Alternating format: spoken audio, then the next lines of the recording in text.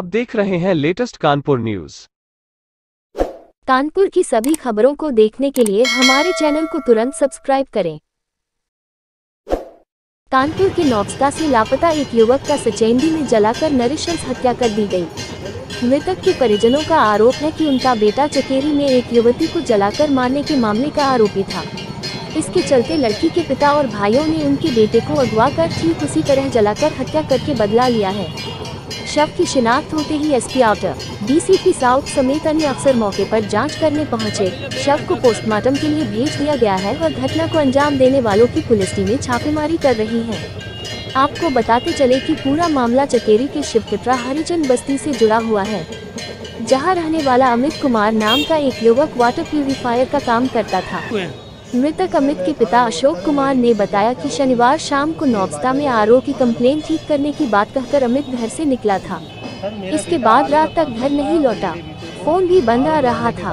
काफी तलाश के बाद भी कुछ पता नहीं चला तो नौबस्ता थाने में बेटे की गुमशुदगी दर्ज कराई, जिसके बाद आज सचेंडी थाना क्षेत्र के भेलामऊ एमपीसीसी प्लांट के सामने झाड़ियों में सुबह एक युवक का शव पड़ा मिला था। शव के पास ही बाइक खड़ी थी और उसके ऊपर युवक का बैग भी रखा था।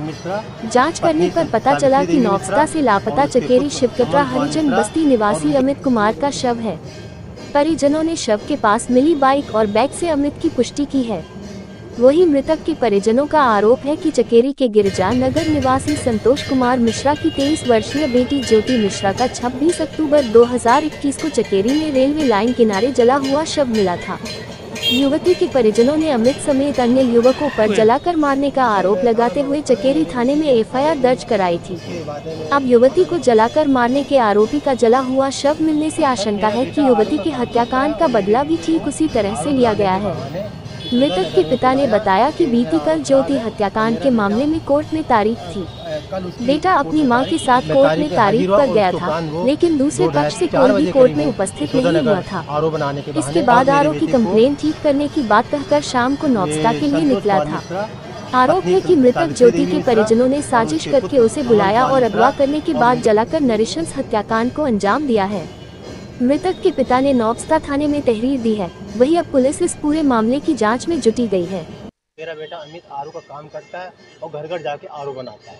मेरे बेटे को आरओ बनाने के बहाने सुरेंद्र नगर बुलाया और उन्होंने कहा कि भाई मेरा आरओ ख़राब है। और मेरा बेटा जब आरओ बनाने सुरेंद्र नगर गया है तो वहाँ पर संतोष कुमार मिश्रा और उनकी सावित्री देवी मिश्रा और उनके बेटे अमन कुमार मिश्रा और उनके चचेरे आनंद तिवारी जी ने कस्टमर केयर के बहाने बुला करके और मेरे बेटे को मौत के घाट लाने की पूरी साजिश रची और उन्होंने उसको मार करके बाकायदा थाना सचेंडी के पास एक पार्ले जी बिस्कुट और एक तसला फैक्ट्री है जहाँ पर दरवाज़ों के एंगल बनते हैं, उसके बीच में एक खाली प्लाट में मेरे बच्चे की लाश डाल दी। किस तरीके से उसकी बॉडी मिली है? मेरे बेटे की जली हुई पूरी बॉडी मिली है। इसी तरीके से इन्होंने मेरे बेटे को 25 अक्टूबर 2021 को ज्योति कुमार मिश्रा की हत्या के पक्ष में मेरे बेटे को जेल भिजवाया गया, जिसके कारण मेरा बेटा हाई कोर्ट से जमानत होकर रिहा होकर के 2 सितंबर को आया और मेरे बेटे पे बलात्कार का आरोप लगाया, जिसकी पुष्टि कल 17 तारीख को लखनऊ के द्वारा फॉरेंसिक टीम के द्वारा कोर्ट में रिपोर्ट आई और मेरे बेटे को बाइज्जत बरी का प्रावधान दिया।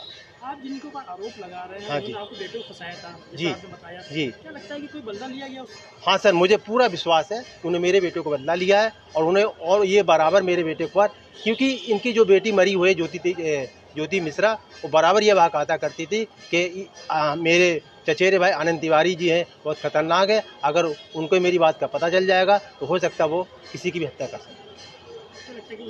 हाँ, मुझे पूरा विश्वास है, क्योंकि मेरा बेटा एक आरओ बनाने का काम घर घर जाता और इन्होंने आरओ बहाने के बनाने मेरे बेटे को घर पे बुलाया और उसके उपरांत मेरे बेटे की जान से मारने की साजिश रची।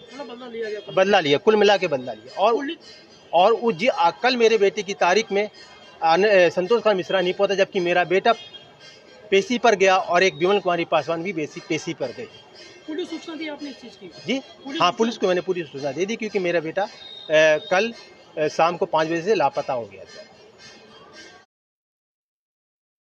सब्सक्राइब करें हमारे लेटेस्ट कानपुर न्यूज़ चैनल को और बेल आइकन दबाना ना भूलें।